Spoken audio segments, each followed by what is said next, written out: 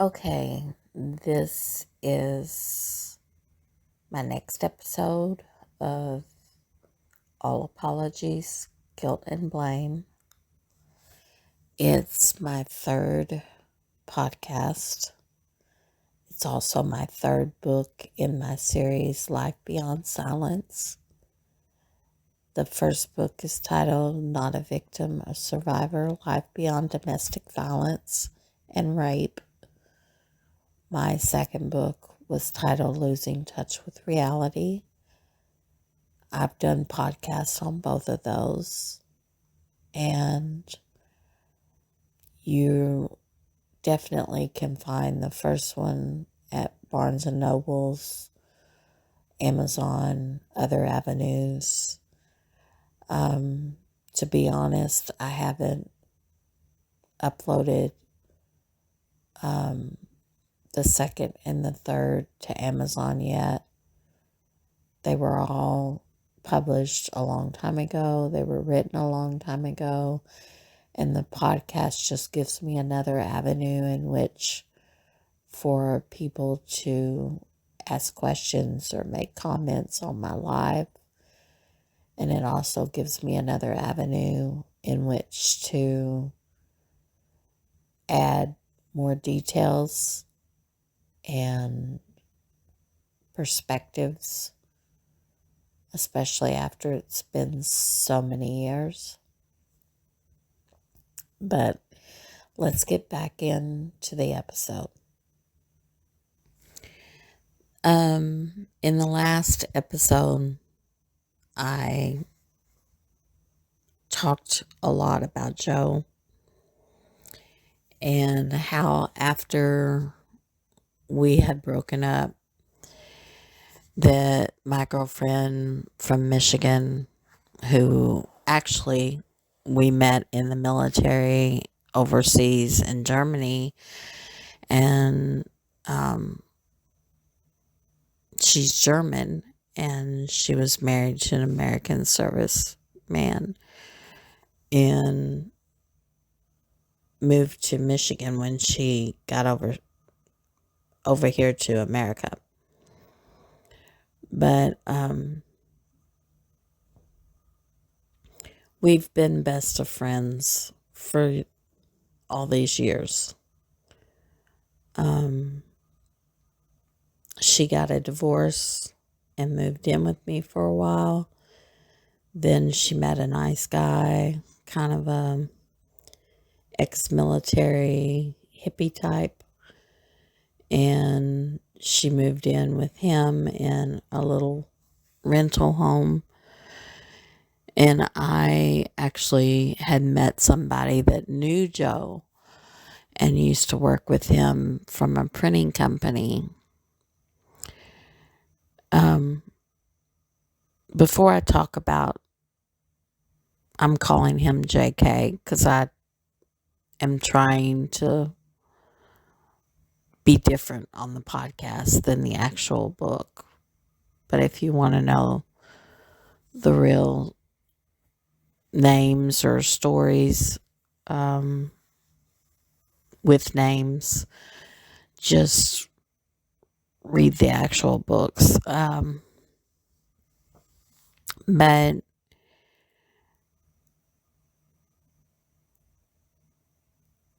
and I'm not saying all the names in the podcast are not real. I'm just saying that I was selective as to what I actually put and did not put in the podcasts.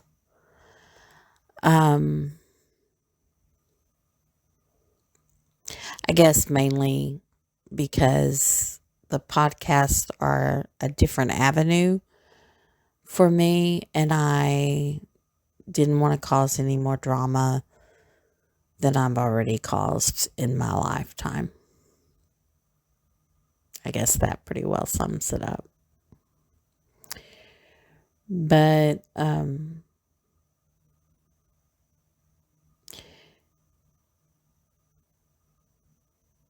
before I get to talking about JK,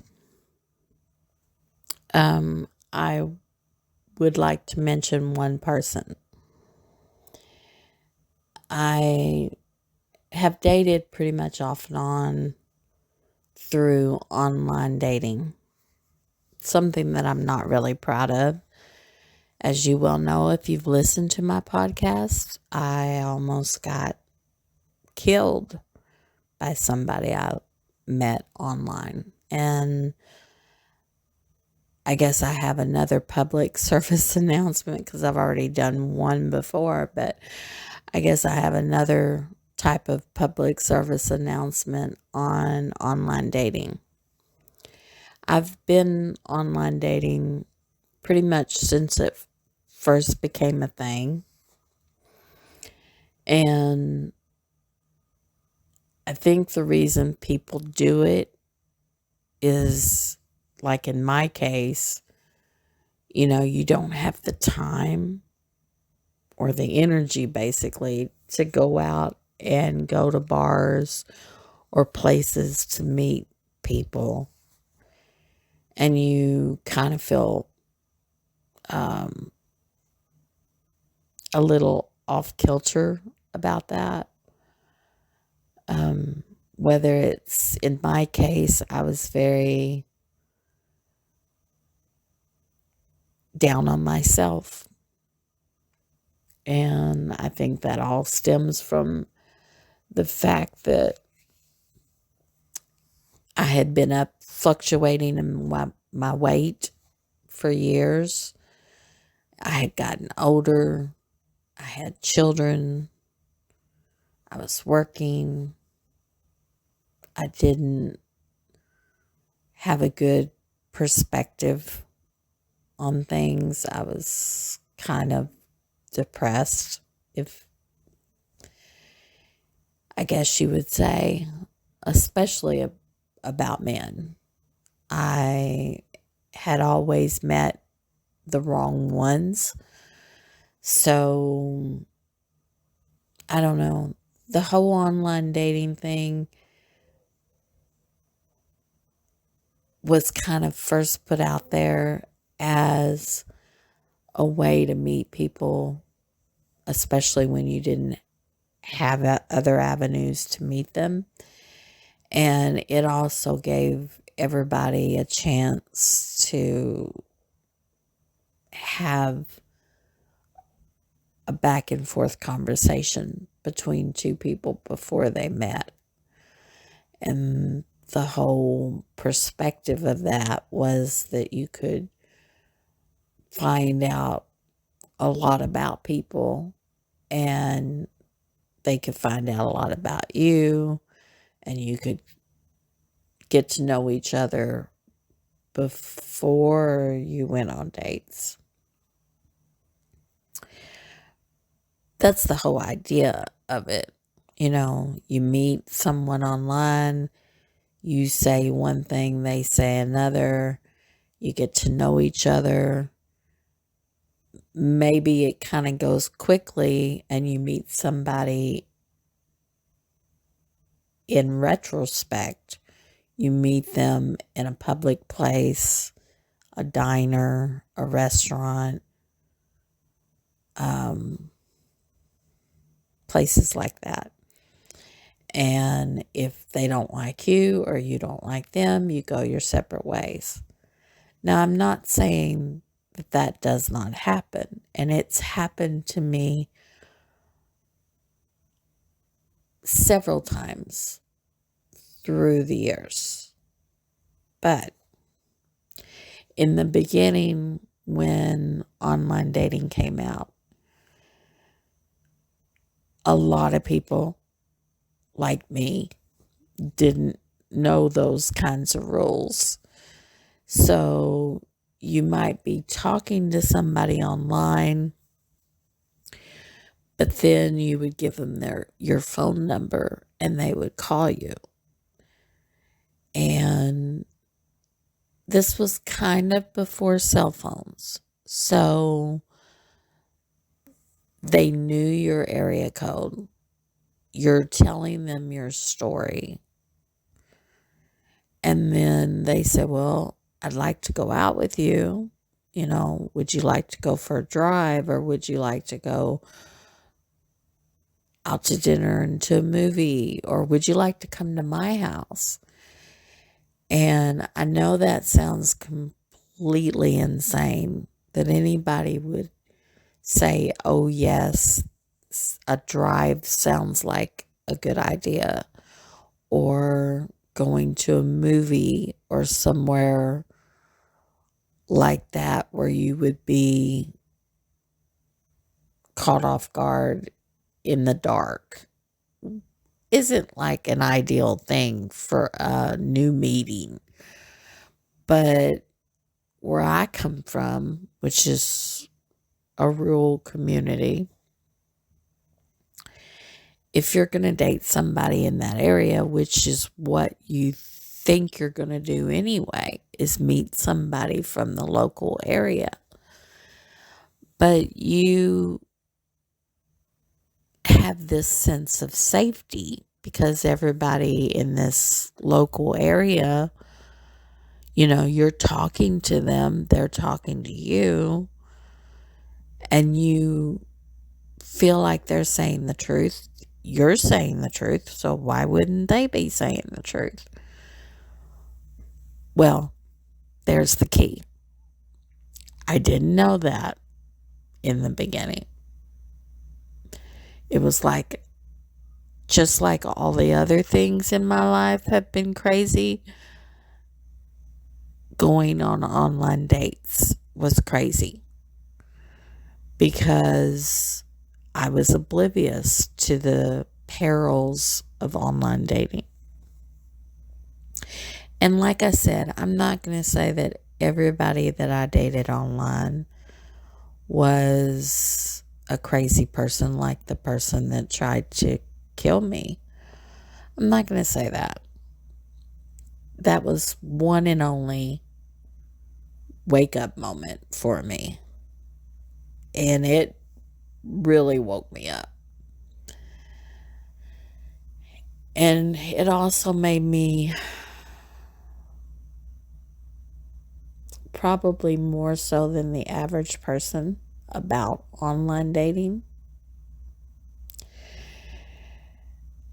I think a lot of young people who still meet people that they've met online are a little bit more trusting than they should be. But a young person meeting a young person meeting another young person, it's like they do it all the time. And maybe they're more equipped, I guess, in this day and age to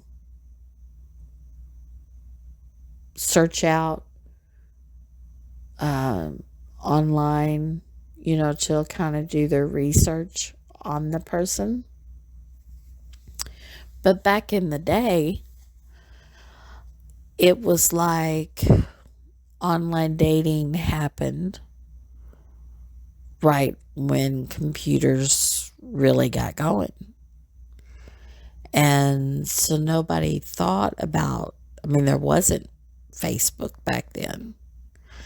And nobody thought about trying to search out and get details on people that they were meeting or chatting with online.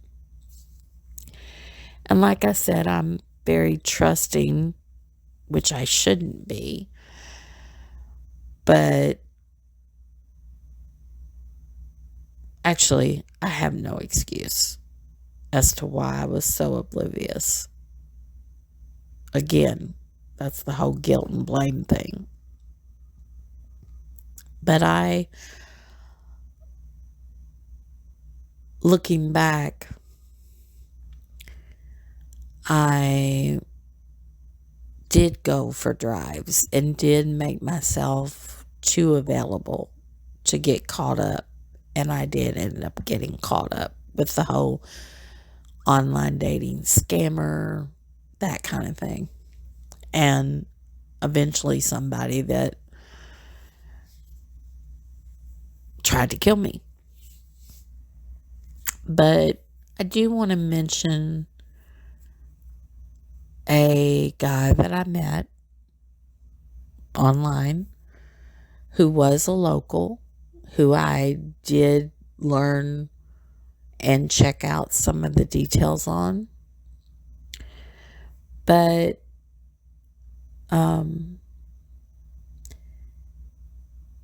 to make a long story short, I guess,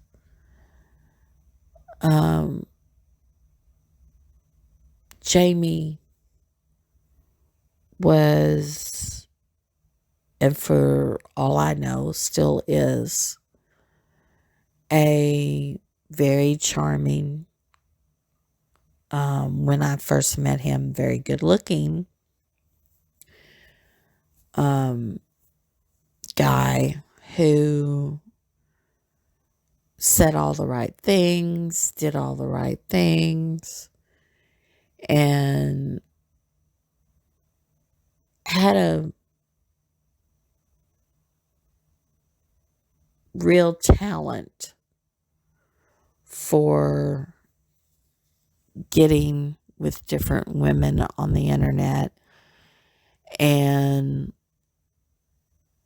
staying with them, getting them to buy him things, and using them in just about every way that he could until he could find another, I would say, mark, basically, another female that he could move on to.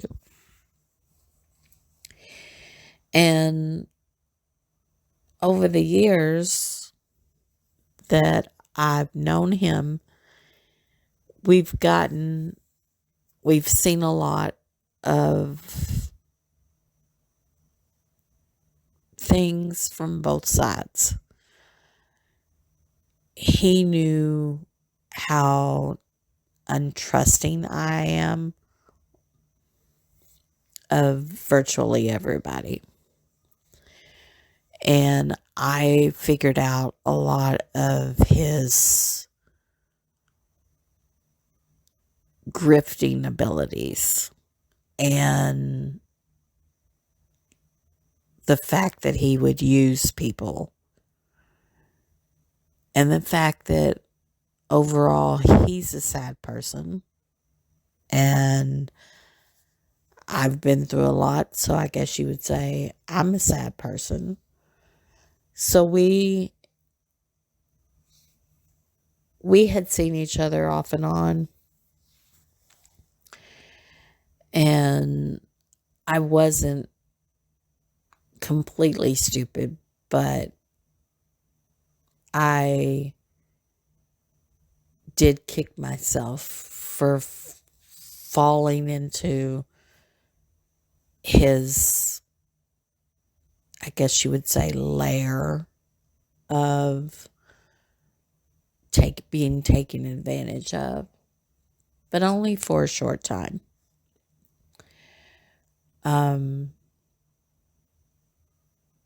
When I did my own little trap for him to catch him at what he does, and I did. I set a trap, so to speak, to catch him at what he did with different women, and saw it with my own two eyes, what he is. And I asked him about it. I said, why do you do this?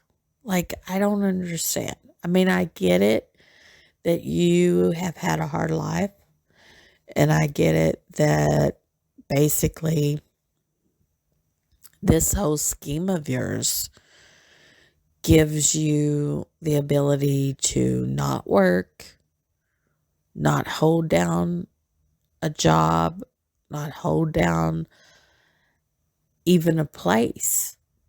You're moving all the time. You're either with somebody or they've caught on and you move to the next person. And I said, but why? I mean, you're a good guy. You've just really fallen into a hole. And I can tell you from somebody that's been in a hole, it's no kind of life for you, for me, for anybody. And Jamie actually, I guess why, I guess I can't even talk. I guess why I am mentioning him in the podcast is another public service announcement. And this is still on the online dating thing. But he said it's easy for him. He said, you know, you thought that I was good looking, and so do a lot of other women. And I'm a pretty country, all-American kind of bad boy that women take to. He said, I am a good person. It's just that I do use people. And then once they catch on, and if they start asking me for money or wanting me to contribute, then I go find someone else. Kind of like the guy that you met that tried to kill you. And I'm like, yeah, but not. I said, no, not. I said, you wouldn't hurt anybody. I said, you're just a user. That's it. That's the only thing that really you are. I said, but I still don't get it. Like, why would you do it? Why don't you find somebody and settle down? And I'm definitely not the person to talk about settling down for all of my exes. But I said, why don't you do that? Why don't you find the right woman and settle down? You know, go back to working and have a life. You know, I even met his living son. He had a son that passed away, but I met the one that was living. I even met his ex-wife, because he was married once upon a time. And he said, it's just a lot for me now. He said, I've kind of just lost myself in this.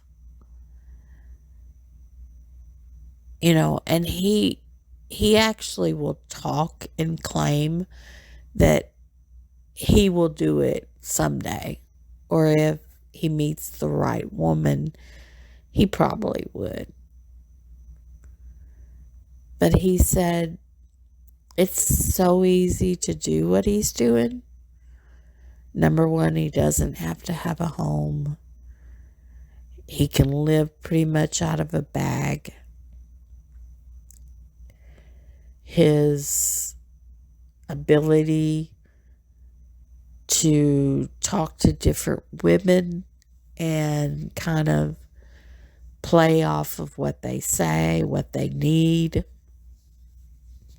Hold on a minute. My nose is stopped up. He said,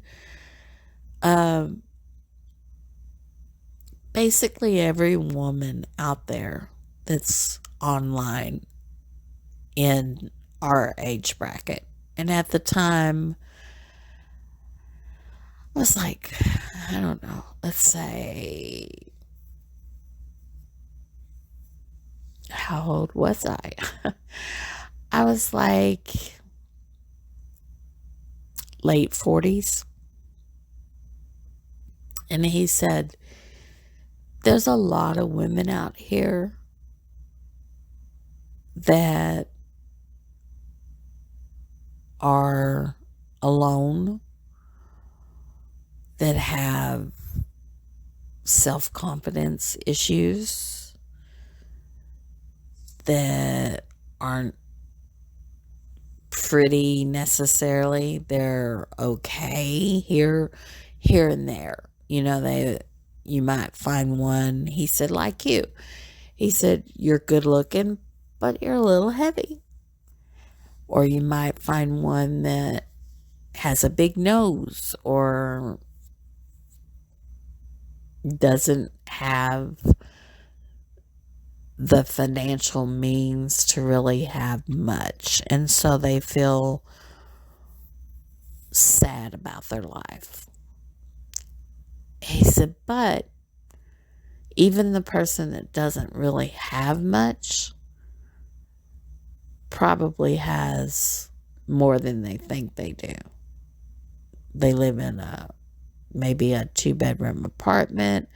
Maybe they live in a little trailer, but they live somewhere. And he said a lot of women have children. Some women are like you, that their kids are already grown. But he said it's easy to find out what they need, what they're looking for, because all you got to do is ask them. And they'll say, oh, I'm looking for someone that's kind and someone that likes to stay home and someone that is,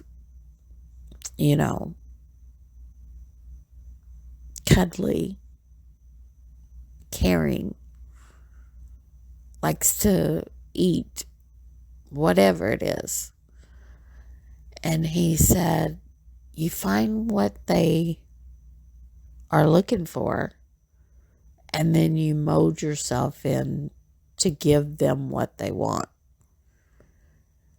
So if they say, I'm looking for somebody that's kind, you start feeding them stories about, how you saw a dog on the street and it just broke your heart and you just wanted to help it out. So you started like getting it to come with you, and you found a leash or a rope or something, and you took it to a friend of yours that you knew had a little boy that would love a dog, and it broke your heart to see how much the little boy loved. And I was like, oh my gosh, this is like crazy. And he's like, yeah, but they eat it up. He said, like with you, you told me your sob story about how you'd been through all this stuff and how you just wanted somebody that cared about you. And I've done that, right? I've cared about you. I've hung out with you. We've done things. I've made you laugh. I've held you. I've talked to you. I've listened to your crap. And I got to thinking, he's right. He's absolutely right. I fell into the trap and I heard him, what he was truly saying. And he's right. He did all of the things for me that I was looking for. But then when I found out that he was like sneaking around and I couldn't get a straight answer, and I trapped him into showing up for a fake woman, and he did. And I saw it with my own two eyes that he went to meet someone that didn't exist. Yeah, that just bursted my bubble. And I caught him. And I called him on it. And I talked to him about it. And that's when he started being more open with me. And at the time, I was doing some freelance article writing. So I used him kind of as a subject of my articles and wrote about online dating, scammers, grifters, people that will just come into your life, use you, and then move on. And the fact that you could possibly meet somebody that could hurt you and hurt you severely, physically, not just financially or emotionally, but physically hurt you. So, what I learned from Jamie, I won't say I learned everything that I needed to learn. I will say that it did open my eyes a little bit to the dangers and to also the fact that you've got to check people out. You just have to. And you can't believe what they say to you over the phone or over a text or any other avenue, even if it's in person. A person can twist their words and their stories to make you basically believe them. And if you don't check them out, it could be fake, completely fake. Anyway, I'm going to stop here. Just like every other time, most of my podcasts get long and I tend to just rattle on and on and on. And I don't mean to. Thank you for listening. I appreciate it. And please continue to listen.